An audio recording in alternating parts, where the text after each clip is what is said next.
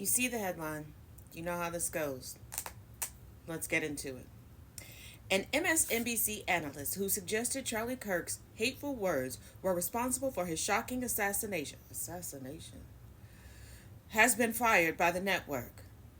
So we don't want honesty in journalism anymore, huh?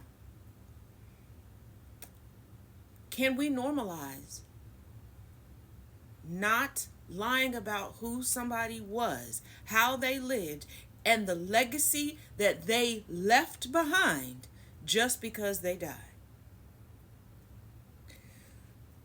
Political analyst Matthew Dowd appeared on the network as part of Katie Tour Reports when news broke of gunfire at Utah Valley University, where Kirk, 31, was speaking on Wednesday afternoon. Host Tur introduced the analyst, then clarified that reports of what happened had yet to be confirmed. Dowd said, and I quote, "We don't know the full details of this. We don't know if this was a supporter shooting their gun off in celebration or so we have no idea about this." He added, he's been one of the most divisive, especially divisive younger figures in this who is constantly pushing this sort of hate speech aimed at certain groups. Where is the lie? Where is the lie?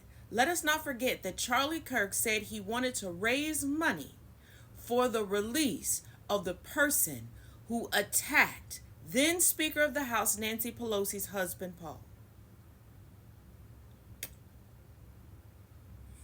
Mm-hmm. He added, "I always go back to hateful thoughts lead to hateful words, which then lead to hateful actions. I think that's the environment we're in. You can't stop with these awful thoughts you have and then saying these awful words and then not expect awful actions to take place." This is the message that needs to go out because right now it's being far too normalized violence in response to people not getting their way, violence in response to people not being agreed with. So, once again, we're taking the truth out of journalism.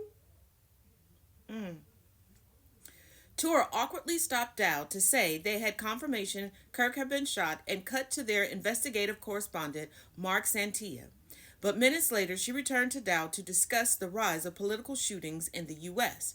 Dowd said America had this awful toxic stew of political divisive hate speech that's being pushed and simultaneously combined with unbelievable access that people have to guns and guns at every level, not just handguns or shotguns, but assault rifles. He added, "We're one of one in the world where we have this free speech, which has turned into hate speech combined with access to guns. I hope we can take a pause and say, what are we doing in America that's different and why is this happening here?"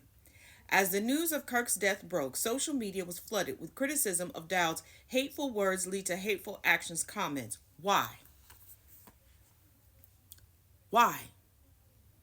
Because if Charlie Kirk was not a staunch conservative talking head for CEOs, you would agree with that statement because it's true. Why normalize lying for one side? There's no such thing as liberal media anymore. There's no such thing as unbiased reporting in legacy media anymore. It's all about protecting whiteness and protecting conservatism at all costs. Forget the facts. Charlie Kirk created an entire organization, podcast after podcast, clip after clip, showing us who he was and what he wanted to be remembered for.